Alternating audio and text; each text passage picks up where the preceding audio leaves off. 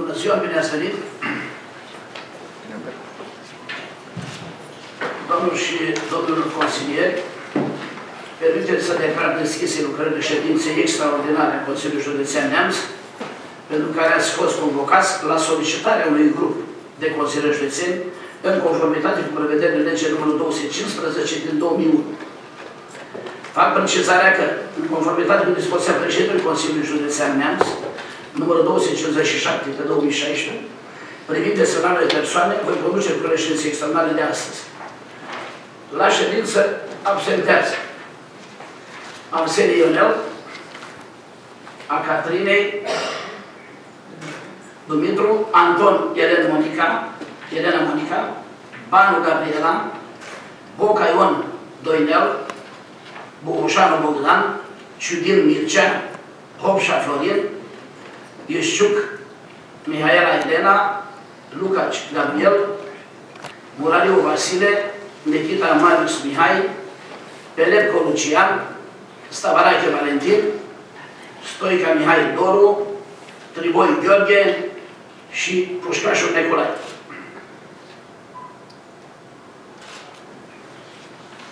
Constatând că la această ședință sunt prezenți 18 consilieri din totalul de 35, consilieri în funcție, inclusiv subsemnatul, declar ședința ca fiind legal constituită.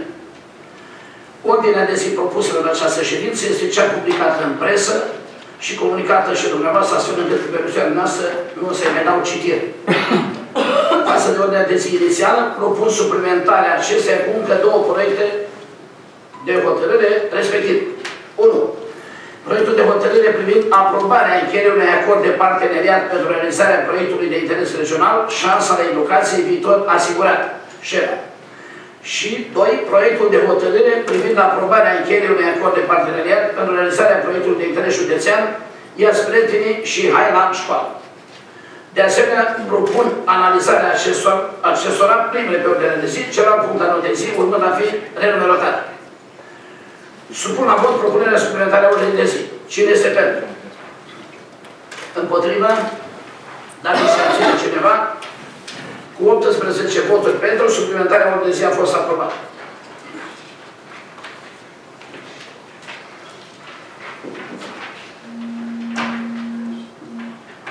Supun la vot ordinea de zi. Cine este pentru? Împotrivă? Dacă se abține cineva, cu 18 voturi pentru, ordinea de zi a fost aprobată. Înainte de a trece la primul punct al ordinii de zi, secretarul județului dorește să facă o precizare.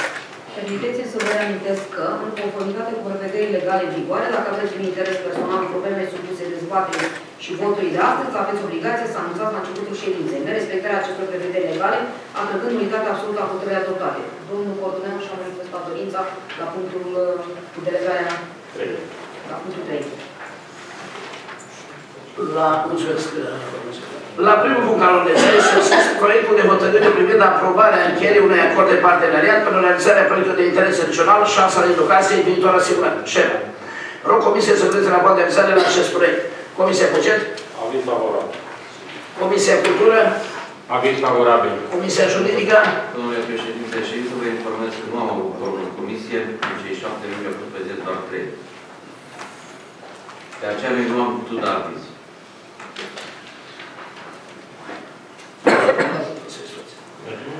Supun la vot proiectul. Supun la vot proiectul de hotărâre. Cine este pentru? Cine este împotrivă? Dacă se abține cineva, cu 18 de voturi pentru, hotărârea a fost adoptată. La punctul 2 al ordinii de zi este înscris proiectul de hotărâre privind aprobarea încheierii unui acord de parteneriat pentru realizarea proiectului de interes județean, Iați Prietenii și Hai la școală. Rog comisiile să prezinte rapoarte de realizare la acest proiect. Comisia Buget? Aviz favorabil. Comisia Cultură? Aviz favorabil. Comisia Juridică? Aviz la Comisia Juridică. Supun la vot proiectul de hotărâre. Cine este pentru? Cine este împotrivă? Dacă se abține cineva. Cu 18 voturi pentru, hotărârea a fost adoptată. La punctul 3 al ordinii de zi este înscris proiectul de hotărâre privind atribuirea și încheierea contractului, delegarea prin concesiunea gestiunii unor activități componente ale serviciului de salubrizare a unităților administrative teritoriale membre ale Asociației de Dezvoltare Intercomunitare Econeamț din zona 3, județul Neamț. Rog comisiile să prezinte rapoarte de realizare la acest proiect. Comisia Buget? Aviz favorabil. Comisia Servicii Publice? Aviz favorabil. Comisia Urbanism Protecția Mediului? Aviz favorabil. Comisia Juridică? Aceeași situație. Aceeași situație. Indiscutabil. Supun la vot proiectul de hotărâre. Cine este pentru? Cine este împotrivă? Dacă se abține cineva. Vă mulțumesc. Cu 17 voturi pentru, domnul Corduneanu și exprimat.